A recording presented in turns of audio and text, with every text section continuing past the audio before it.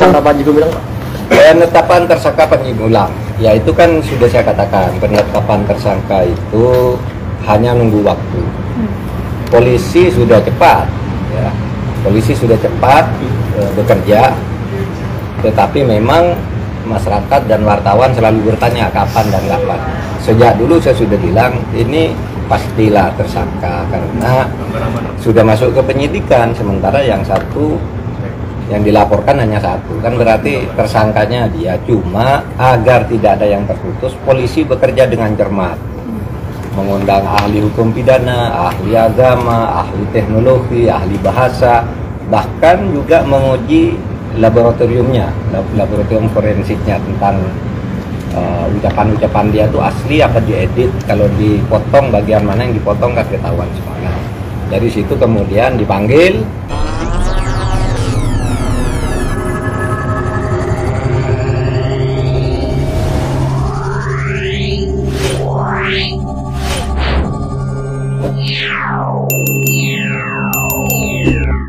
Saya tadi membaca satu tulisan.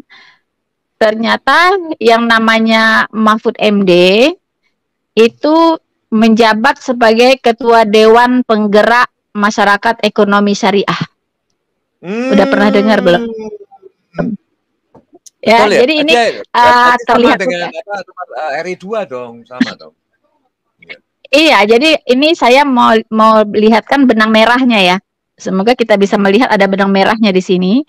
Jadi di situ dikatakan bahwa yang namanya Mahfud MD itu adalah ketua Dewan Penggerak Masyarakat Ekonomi Syariah. Sementara MUI atau Majelis Ulama itu adalah disebut juga dengan Dewan Syariah Nasional, ya kan?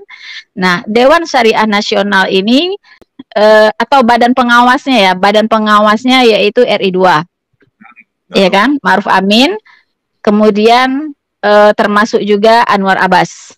Nah, ya. Nah, ada apa dengan mereka tiga ini sebenarnya nih? Ya kan? Terlihat ada garis merahnya di sini. Nah, ternyata Dewan Syariah Nasional ini memang tujuannya adalah menumbuh kembangkan ya penerapan nilai-nilai syariah dalam kegiatan ekonomi dan keuangan. Tapi mereka tahu nggak kalau itu sudah gagal? Yang namanya syariah, ya kan, manajemen syariah di Indonesia ini aslinya gagal. Dan itu dengar kata daripada Yusuf Hamka, ya kan, Yusuf Hamka itu orang Iya Pak, mereka itu dia berkata ini juga sebenarnya. Ya, ini juga sebenarnya sistem keuangan yang dipaksakan juga sebenarnya. Betul. Banyak kerugian juga di syariah ini. Iya kan, bank syariah saja banyak yang tutup. Iya kan? Dulu saya punya rekening di Permata Syariah, ya kan? Nggak ada lagi banknya, udah nggak tahu kemana gitu. Banyak sebenarnya. Kenapa? Karena mereka dalam menghitung resiko itu, ya, itu mungkin beda dengan konvensional ya. Bisa juga dilihat dari asuransi syariah dan asuransi konvensional. Nah, di asuransi syariah itu banyak sekali gagal bayar, ya kan? Itu yang membuat mereka kesulitan gitu. Karena rata-rata nasabah-nasabah dari asuransi syariah ini middle ke bawah ya. Jadi kelas menengah ke bawah gitu. Rata-rata gitu. Nah, mereka kan disiplinnya dan kesadaran berasuransinya itu kan masih belum baik, ya kan? Beda dengan menengah ke atas ya. Itu kalau menengah ke atas rata-rata mereka ambilnya yang konvensional. Banyak sekali lah yang syariah-syariah ini yang sebenarnya dipaksakan gitu. Ya, kita tidak tahu bagaimana mereka membangunnya ini, hitung-hitungannya seperti apa sampai merugi begitu kan. Yang saya tahu gitu. Nah, ini. Jadi kita nggak heran lah mengapa Mahfud MD itu ingin sekali supaya proses TPPU-nya Al Zaitun ini, Syekh Panji Gumilang ini dipercepat gitu. Malah didesak, tolong dong, cepet gitu. Iya kan? Mau apa sebenarnya ini Mahfud MD ini? Apa tuh misinya? Suruh cepet-cepet. Emangnya ini gampang gitu? Iya kan? Melihat pemasukan, pengeluaran, pencucian uangnya, apa sistemnya seperti apa, mencucinya, apakah pakai rinso, apa pakai sabun colek, atau pakai apa, kan harus dilihat dulu kan. Mencucinya pakai apa, pakai mesin, apa cuci tangan, atau pakai manual gitu kan. Nah, ini nggak gampang loh. ya, untuk apa? Untuk mengetahui ini benar-benar terjadi kejahatan keuangan di sini, tindak pidana pencucian uang atau tidak gitu. Kalau Jangan-jangan misalnya malu juga ya Mbak Rina. Jangan-jangan, sorry ah, Mbak Rina. Jadi iya, jangan-jangan iya. Pak Mahfud ini juga malu. Malu gara-gara tidak Nah, ditemukan apa-apa di sana karena kan di bisnisnya kan bisnis halal nih, ya kan bukan iya. bisnis dari narkoba, bukan bisnis dari perampokan, bukan bisnis Iya, dari nggak minta ada orang dari gitu. orang lain.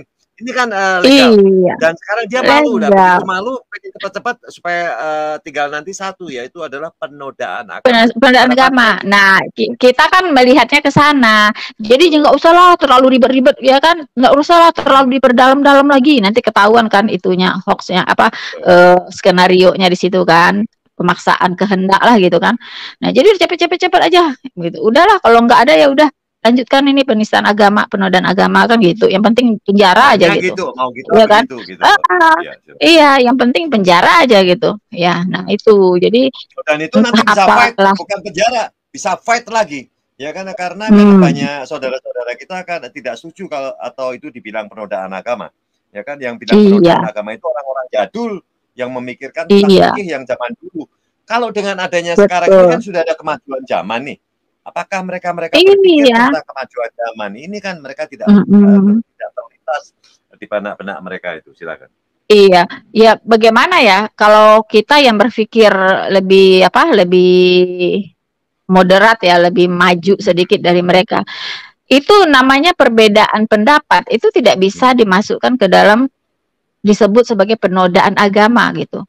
Ya kita tahu di Islam juga banyak aliran kok, banyak mazhab-mazhab juga, berarti mereka juga tidak sependapat kan?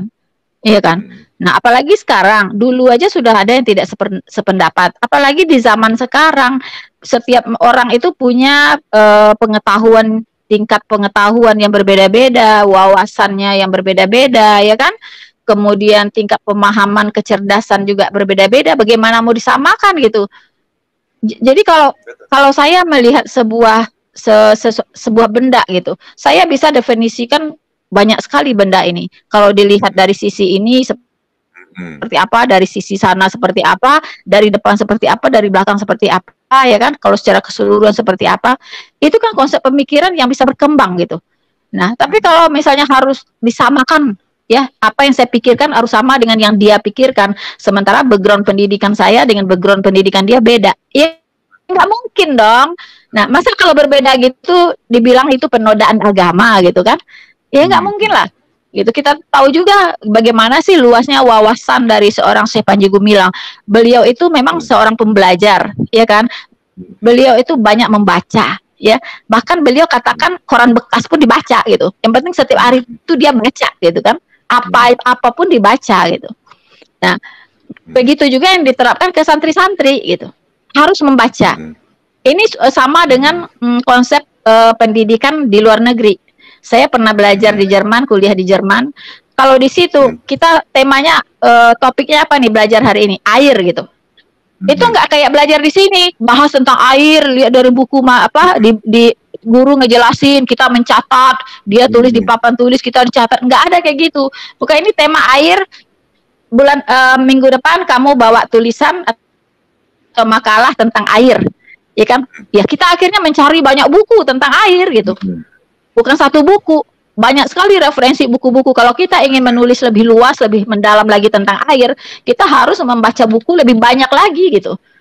Nah sama, kalau orang cuma baca buku satu dengan yang baca buku 100 atau 50 beda dong, cara pandangnya juga beda dong gitu kan. Nah mana bisa disamakan Syekh Panji Gumilang ya, ulamanya Az-Zaitun dengan ulamanya yang di sono itu gitu.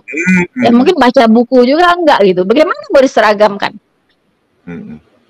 Gitu. Atau punya pendidikan yang selevel atau harus selevel aja kita ini gitu. Nggak boleh ada tidak boleh ada kelebihan atau perkembangan dari tingkat pemikiran, pengetahuan, analisa dan wawasan gitu, nggak boleh gitu. Kapan maju-majunya kita ini kan? Nah gitu Pak Endro, jadi nggak akan bisa lah ya, perbedaan pendapat lalu dianggap itu penodaan agama. Waduh, kembali aja lah ke abad ke-7 sana, iya kan? Nah gitu. Kan tidak mau dibatasi, sama dengan saya Panji bilang orangnya tidak pernah mau dibatasi, saudara. Dia ingin Iya. melejit daya pengetahuan dia. Itu yang saya dengar dari para santriwati itu. Dan saya dengar, saya baru berpikir kelas 6, level 6, itu saya sudah sampai lebih dari 10, udah jauh, saudara. Jadi saya susah mengejar pemikiran daripada Syekh Panji Gumilang. Dia berkata begitu loh. Iya, betul. Itu kan kita bisa lihat juga ya. Beliau selain dari pemuka agama, pengajar, beliau juga seorang peneliti kan. Itu kan master pertanian ya.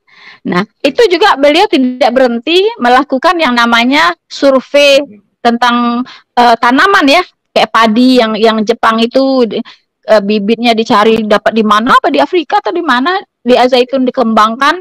Bahkan kita udah kebagian tuh ya, beras Jepang kan. Nah, itu hasil penelitiannya Syekh itu gitu, dan banyak lagi tanaman-tanaman lain gitu yang diteliti di sana, dikembangbiakkan gitu ya, ditanam di situ sehingga menghasilkan buah-buah yang optimal, yang maksimal gitu, Pak Endro, dengan hasil yang maksimal. Makanya padi-padi di sana juga bagus-bagus gitu hasilnya, karena nggak sembarangan nanam, ada ilmunya gitu. Iya kan? Soal ikan aja tanah yang gersang aja bisa dibuat subur. Ikan ini itu banyak, saudara. Jadi kayak bulat-bulat gitu, kayak apa namanya, dari terpal itu kan gede-gede banyak. Wih. Kalau kita lihat ikannya besar-besar ya kan, besar-besar. Ini ikan lele aja bisa berat sampai berapa kilo itu.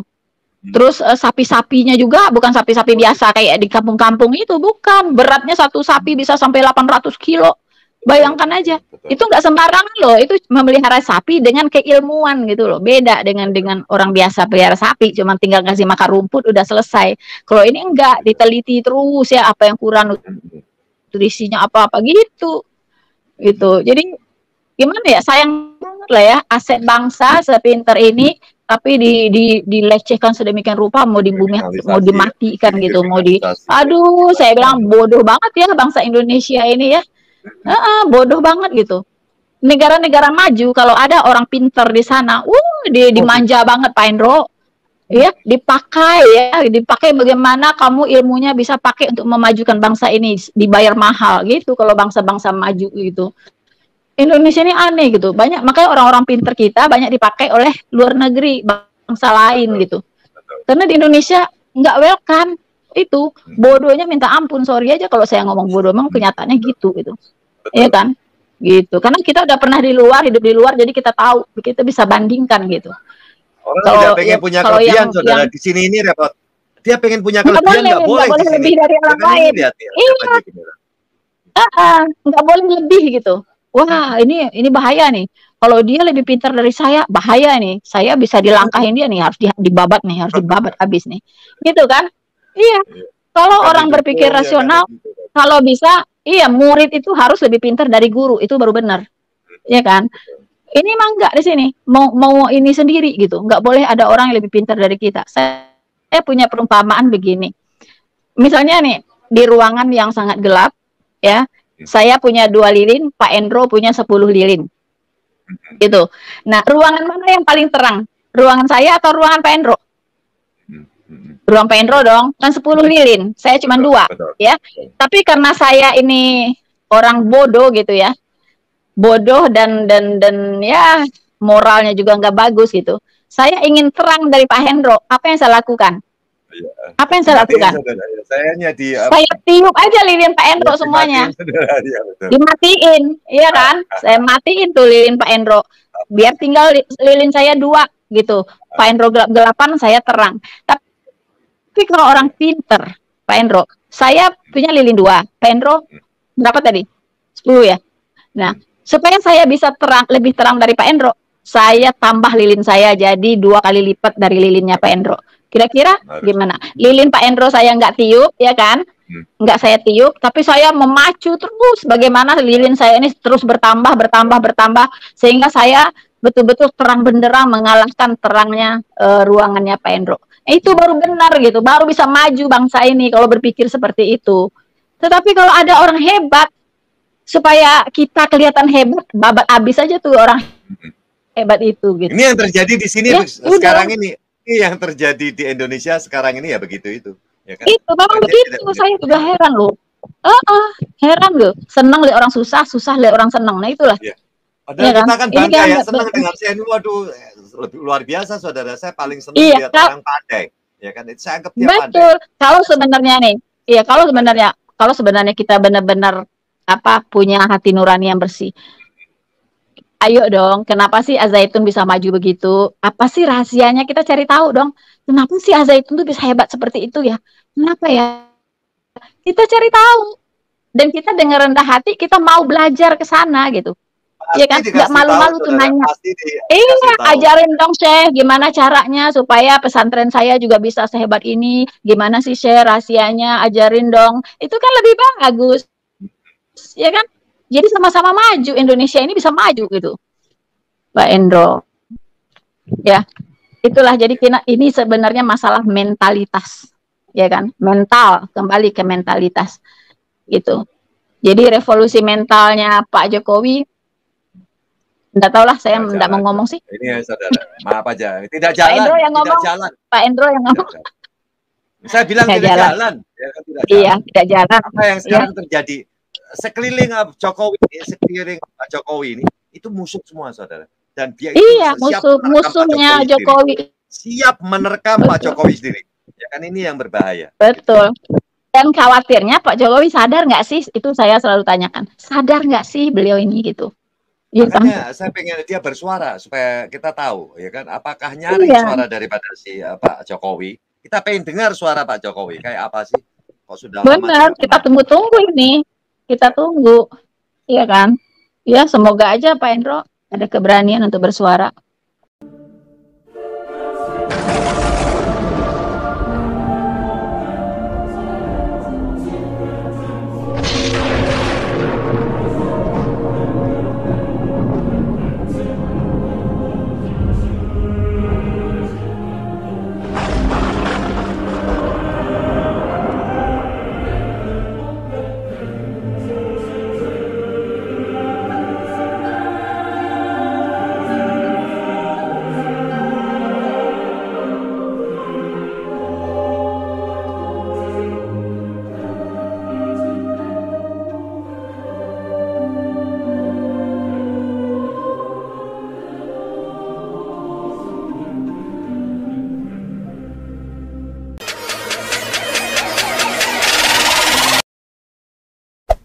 Hey there. Subscribe to my channel. And also press this bell icon.